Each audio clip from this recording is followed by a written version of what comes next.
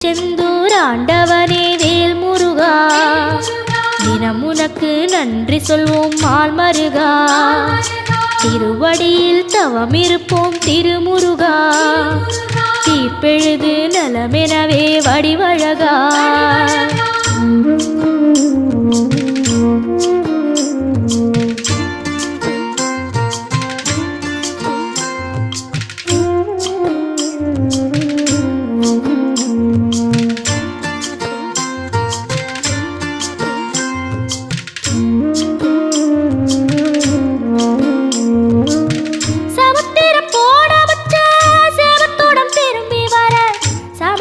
சாமி உந்தன் சன்னதியில் வேண்டி நின்றேன்.